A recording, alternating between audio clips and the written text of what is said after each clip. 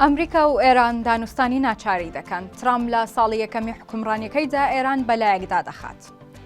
دوای بێنەوبەردەیەکی زۆر ئەمڕۆ شەممە لە مەسقەتی پایتەختی شانشینی عومان دانوستانی نێوان ئەمریکا و ئێران بەڕێوە دەچێت.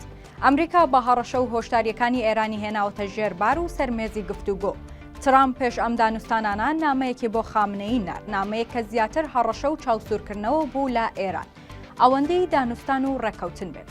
ئەمریکا لە سەردەمی تڕەمپدا پەلەیەتی بۆ ئەوەی هەموو شت زوو یەکلا بکاتەوە. بۆ ئەمریکا ئێران لە ڕۆژهەڵاتی ناوەڕاست سەرئێشەیە، چونکە هەم مەترسیە بۆ سەراسایشی ئیسرائیل و هەمیشگەمەکە لە ئەمریکا تێک دەدات. بەپێی چەند راپۆرتێکی هەواڵگری کە دزەیان کردووە بۆ میدیاکان، تڕەمپ لە ماوەی ساڵی یەکەمی سەرۆکایەتیدا ئێران بەلایەکدا دەخات، ئیتر بە شەڕ بێت یان ئاشتی. دەبێت چارەسەری کێشەی ئێران بکرێت، چونکە ئەمریکا پێی وایە سەری مارەکە ئێرانە و بەنەمانی ئێران بەم دەسەڵاتەی ئێستا زۆربەی کێشەکانی ڕۆژهەڵاتی ناوەڕاست و نائارامیەکان کۆتاییان دێت.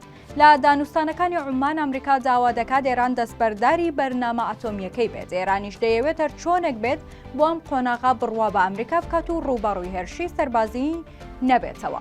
هەر بۆیان ناڕاستە و خۆوازی هێناوە لە پشتگیری حوسیەکانی یەمەن. ئەمریکا چەندین فڕۆکەی B-52 کەشتی فڕۆکە هەڵگری هێناوەتە کەندا و ئاماژەکان ئاماژەی شەڕن، بەڵام ئەمریکا دەیەوێت پێشتر ئەمە بەگوێی ئێراندا بدات کە ئەوەی لەسەر مێزی گفتوگۆ بەدەست دێت ئاسانتر و باشترە لە شەڕ. ئەگەرنا گورزی تڕەمپ حازرە و پێناچێت ئێران بە ئاسانی بەرگەی ئەو گورزە بگرێت.